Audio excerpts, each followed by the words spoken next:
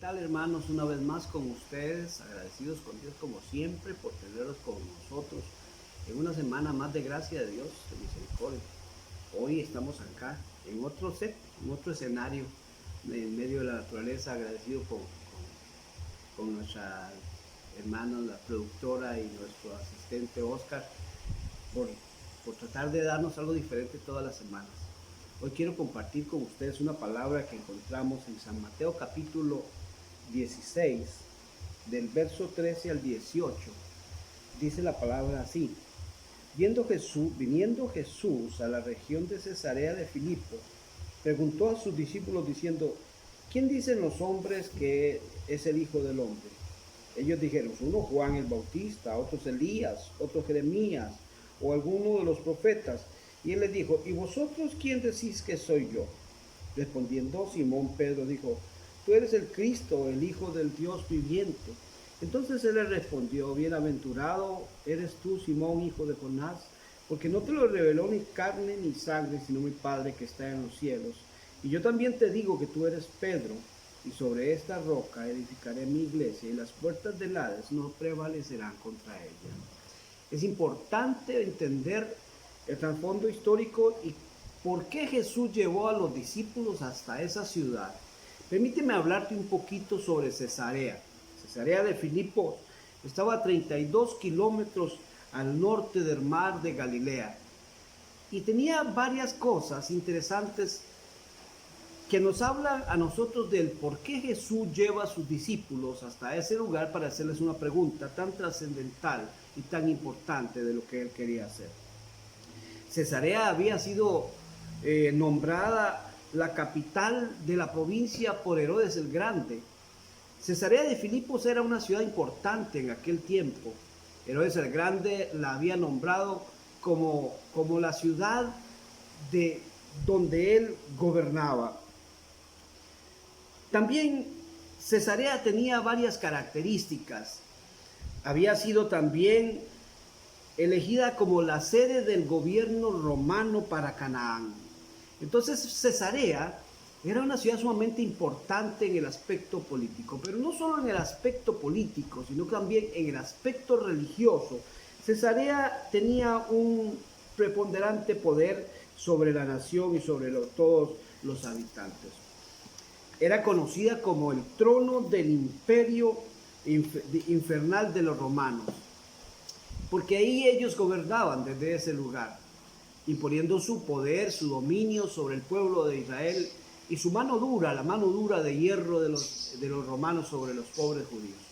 Pero también en la parte espiritual, Cesarea tenía algo muy interesante que vale la pena mencionarlo. Ahí existía una cueva que para los judíos era considerada como la entrada al infierno mismo, la entrada al Hades. Y habían 3 templos que se habían construido alrededor de esa cueva, símbolo de la entrada hacia el infierno. Y entonces, pregunta interesante: ¿por qué Jesús lleva a sus discípulos 32 kilómetros hasta ese lugar para hacerles una pregunta como la que les hizo? Pero además de eso, los 3 templos que habían construidos alrededor de la cueva de Pan, era considerada, Pan era un dios de la mitología griega. Entonces tenemos que los griegos tenían un templo allí alrededor de la cueva para sus dioses mitológicos. La gente de Canaán habían levantado también un templo ahí a Baal, el dios cananeo, que tenía muchos nombres, entre ellos Baal significaba el dios de las moscas. Imagínate entonces la inmundicia más la mitología de los griegos. Pero había otro templo más, que era el templo de Augusto César. Hubo un momento donde los reyes, los emperadores romanos, llegaron a creerse dioses humanos, y entonces ellos se pusieron esos títulos. Al ser ya considerados dioses, entonces también pedían adoración. Y entonces se hizo el templo, el sincretismo de adorar al emperador. Augusto César también tenía su templo alrededor de la entrada de la cueva de Pan, que era la que llevaba para los judíos al mismo abismo, al mismo infierno. Y entonces con ese preámbulo de adoración mitológica y mística, Jesús llama a sus discípulos y les hace una pregunta. ¿Quién dicen los hombres que soy yo? Y entonces cuando Jesús les hace esa pregunta, ¿quién dice la gente que soy yo? Los discípulos con conocimiento de causa empiezan a hablarle al Señor y uno dice, bueno, unos dicen que tú eres Juan, otros dicen que tú eres Elías, otros dicen, y empezaron a hablarle de todos los profetas que ellos conocían hasta ese momento.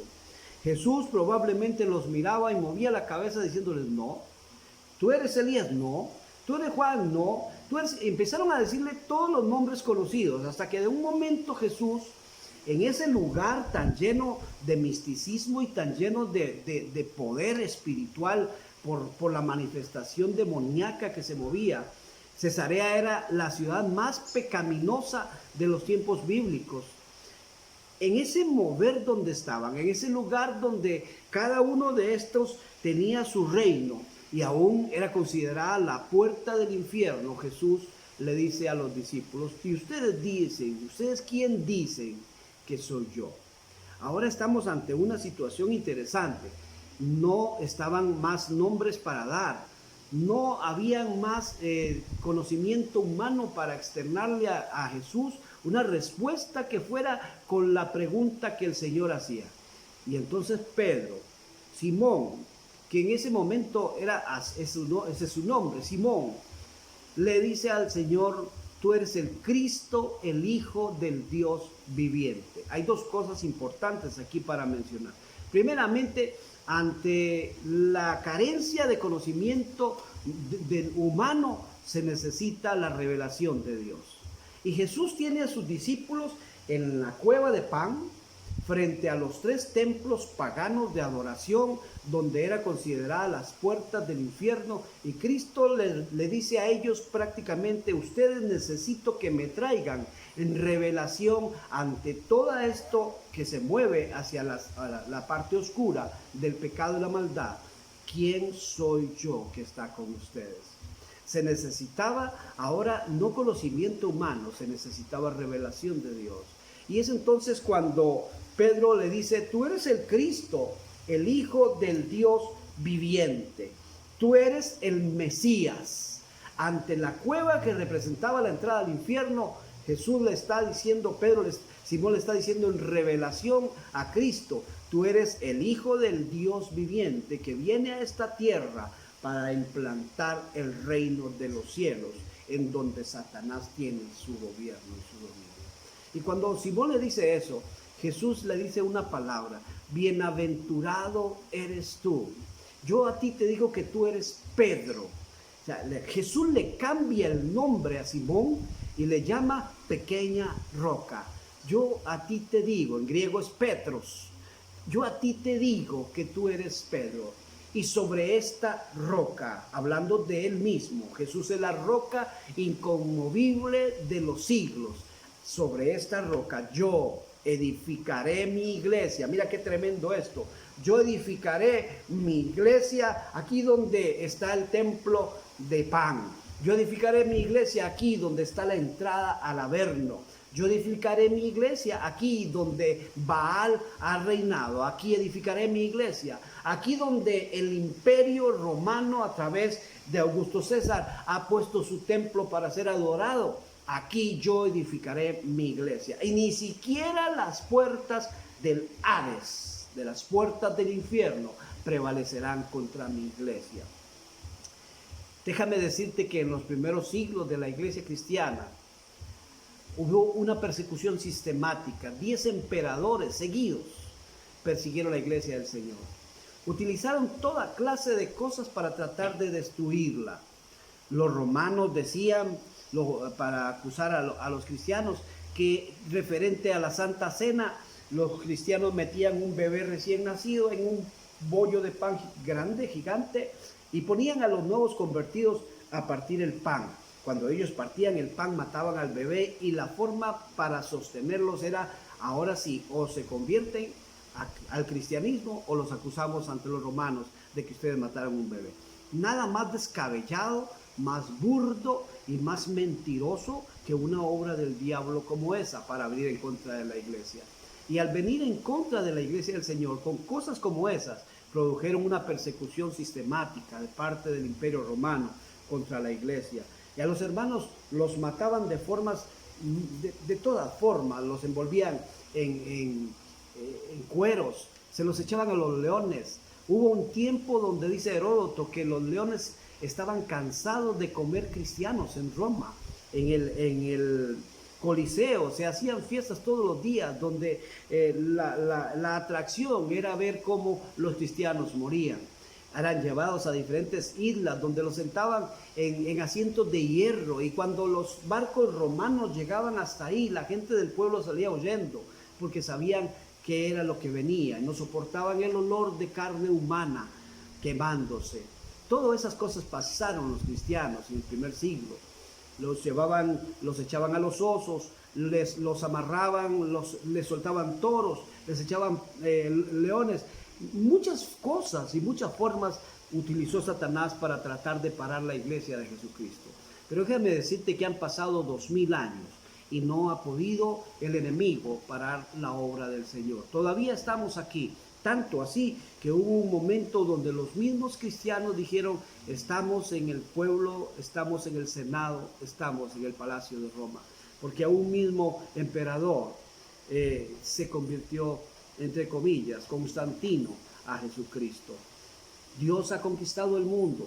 Todavía donde Satanás reina como príncipe, Jesucristo es el Rey y Señor de todas las cosas. Ahí en Cesarea de Filipos, donde estaban los templos de adoración pagana al dios Pan y sus dioses griegos, ahí donde estaba el imperio romano representado a través del templo de César, ahí donde estaba toda la idolatría de los judíos a través de Baal, Jesús dijo: yo edificaré mi iglesia y las puertas del Hades no prevalecerán contra ella. Los 10 emperadores que persiguieron a la iglesia tuvieron fines terribles. Permíteme contarte algunos de ellos. Nerón, en el año Nerón que en el primer siglo persiguió a la iglesia, en una de sus batallas perdió 30,000 soldados a través de una pestilencia que le ocasionó que los ingleses los derrotaran en Armenia, y una revolución ocasionó que el mismo emperador Nerón acabara con su vida. Él se suicidó. Nerón era el que llenaba el Coliseo para matar cristianos, fue el que mandó a Juan a Patmos, y que en vez de matarlo ocasionó que Dios le diera la revelación del Apocalipsis. Diocleciano fue descuartizado por sus propios soldados. Trajano murió a través de una enfermedad asquerosa. Estoy hablándote de emperadores que persiguieron al cristianismo, al que Cristo dijo: ni las puertas del infierno prevalecerán contra ella. Severo murió miserablemente en Gran Bretaña, ahí abandonado como un miserable.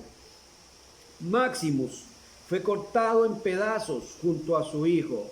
Ese Maximus del cual se inspiraron para hacer la película Gladiador, que por cierto no la hicieron nada sujeta a la historia. Ese Maximus murió con su hijo. Decio murió exiliado. Valerio murió azotado por el rey de Persia, que lo tomó prisionero.